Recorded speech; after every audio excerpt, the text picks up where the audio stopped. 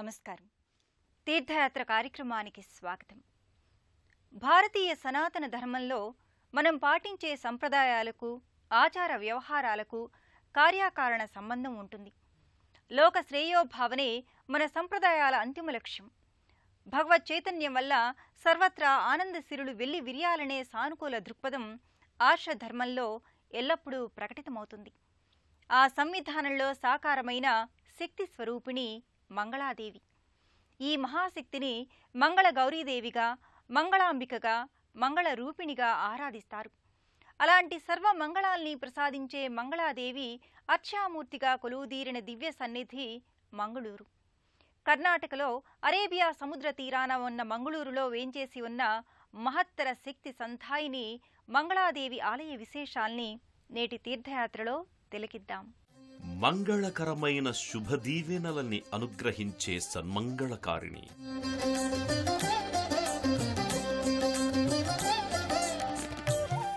సకల సౌభాగ్యాలనందించే సజ్జన శుభదాయిని.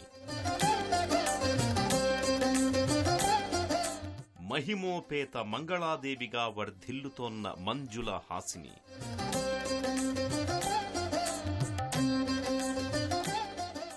మంగళూరులో నెలకొన్న ఆశ్రిత వరప్రదాయిని మంగళాదేవి.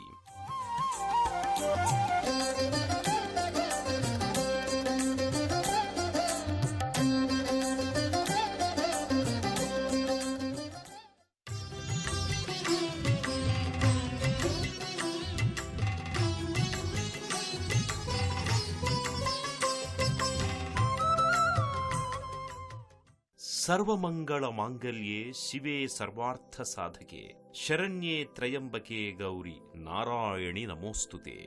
సమస్త సౌభాగ్యాలను చేకూర్చే శుభమంగళ అఖిల వరాలనిచ్చే జగన్మంగళ గౌరీదేవి. శంకర సతి పార్వతీదేవియే మంగళాదేవి. త్రిమూర్తుల శక్తితో, ముగురమ్మల అంశతో మంగళగౌరీదేవి ఆవిష్కారమయ్యింది. అలాంటి మంగళాదేవి నెలకొన్న దివ్య సన్నిధి కర్ణాటక రాష్ట్రంలోని మంగళూరు. అరేబియా తీరంలో ఉన్న అందాల పట్టణం మంగళూరు. బెంగళూరు నుంచి 352 కిలోమీటర్ల దూరంలో ఉన్న మంగళూరు అరేబియా సముద్ర తీరానికి పశ్చిమ కనుమల మధ్య ప్రకృతి సౌందర్యాత్మకంగా నెలకొని ఉంది. ఈ తీర ప్రాంత పట్టణాన్ని ఎందరో రాజులు, రాజవంశీకులు పరిపాలించారు.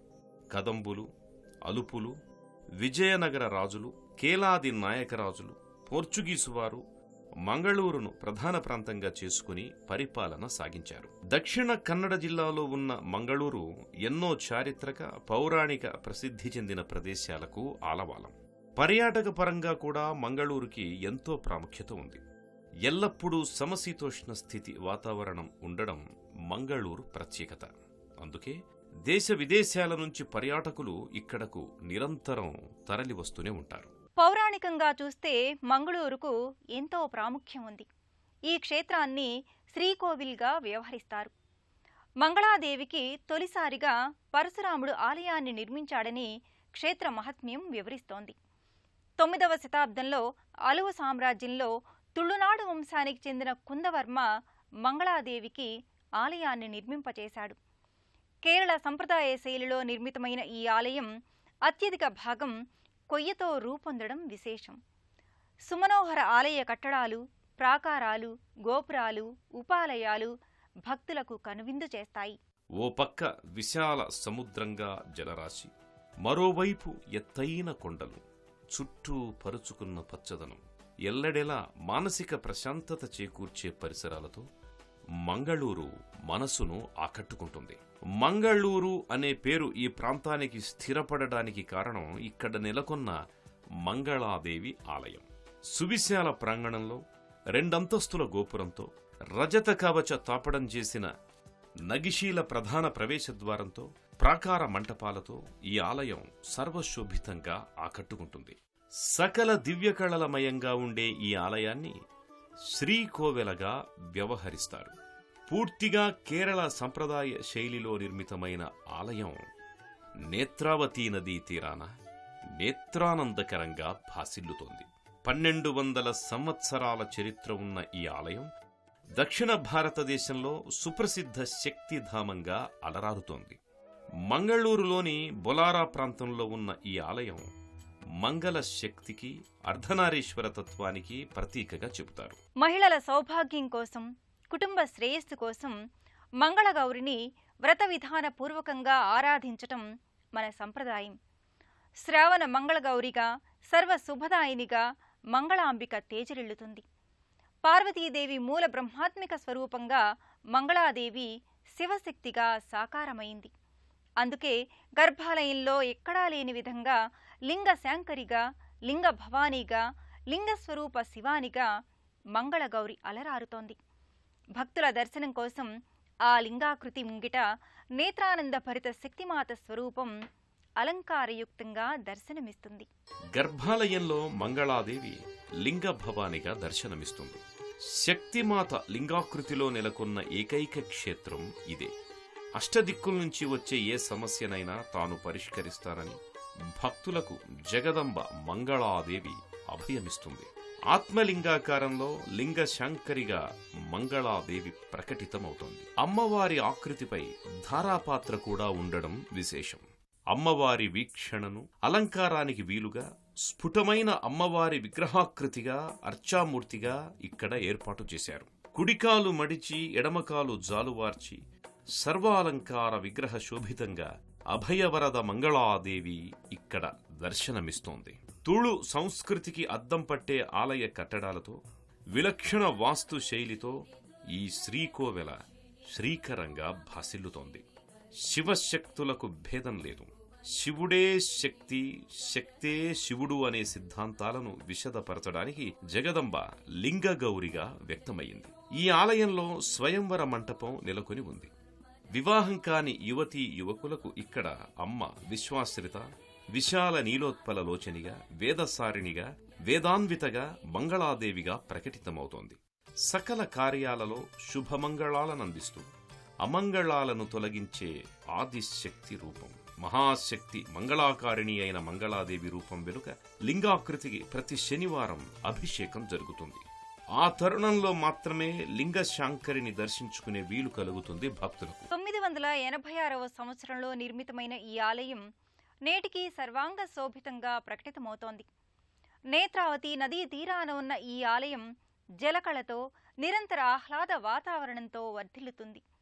మంగళదాయిని, మహిత దివ్య స్వరూపిణి అయిన మంగళాదేవి నిజస్వరూపం లింగాకృతి. శివశక్తుల ఏకీకృత రూపంగా, శివలింగ శక్తి సంధాయినిగా మంగళాంబ ఆవిష్కారానికి సంబంధించి ఎంతో నేపథ్యం ఉంది. ఈ నేపథ్య గాథలతో ఈ క్షేత్ర వైభవం మరింత ప్రస్ఫుటమవుతుంది. మంగళాదేవి మహిమోపేతగా, మంజుల వాసినిగా భాసిల్లే ఈ క్షేత్రానికి సంబంధించి ఎన్నో గాథలు ప్రచారంలో ఉన్నాయి. మలబారు రాణి అయిన పరిమళాదేవికి నాథ సంప్రదాయంలో ప్రముఖుడైన మత్స్యేంద్రనాథుడు గురువు. ఆమెకు మంగళాదేవిగా ఆయన నామకరణం చేశాడు. బోలార్లో ఆమె నాథ సంప్రదాయాన్ని ప్రచారం చేసింది. ఆమె స్మృతి చిహ్నంగా ఇక్కడ మంగళాదేవి ఆలయం వెలిసిందనేది ఒక గాథ. మరో గాథ ప్రకారం గోరఖ్నాథ్, మత్స్యేంద్రనాథ్ నేపాల్ నుంచి దక్షిణ భారతానికి వచ్చారు. నేత్రావతి నదీ తీరానికి వారు చేరుకున్నారు. ఒకప్పుడు ఈ ప్రాంతం కపిలముని ఆశ్రమమని చెబుతారు. ఓ ప్రాంతంలో ఆ ఇద్దరికి మహత్తర శక్తులు గోచరమయ్యాయి. దివ్య దృష్టి ద్వారా వీక్షిస్తే నేత్రావతి నదీ తీరాన భూమి లోపల మహాశక్తి నిక్షిప్తమై ఉందని గ్రహించారు. ఆ ప్రాంతాన్ని పరిపాలించే కుందవర్మకు ఈ విషయాన్ని తెలియజేశారు. రాజు ఆధ్వర్యంలో ఆ ప్రదేశంలో తవ్వి చూడగా ఓ మహాలింగాకృతి బయల్పడింది అంటారు. విశ్వచైతన్య శక్తిగా లింగభవాని సాకారమైందని వారు గ్రహించారు. సర్వశుభాలను అందించే మంగళాదేవిగా ఆ లింగాకృతికి నామకరణం చేశారు. పురాణాల ప్రకారం అవలోకిస్తే మంగళాదేవికి పరశురాముడు మొదట ఆలయాన్ని నిర్మించాడు అంటారు. ఆ లింగ మంగళాకృతి నెలకొన్న ఆలయం సముద్రపోట్లకు, నది ఉద్ధృతికి శిథిలమైంది.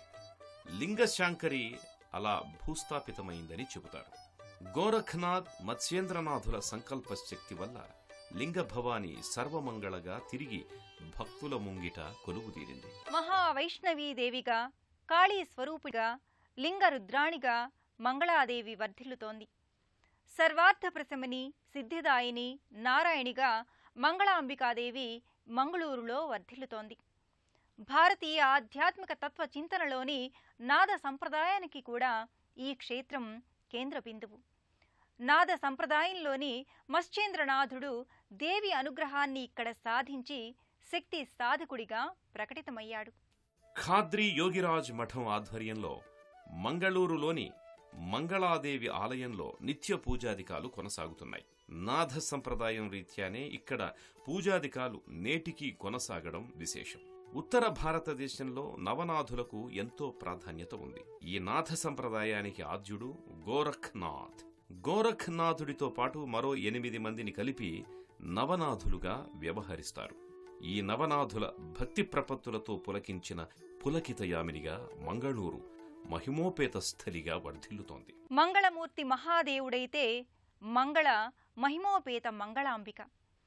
జీవన గమనంలో ఎదురయ్యే అన్ని శుభాలు ఆ మంగళాదేవి అనుగ్రహం వల్లే భక్తులు అందుకుంటారని ప్రతీతి.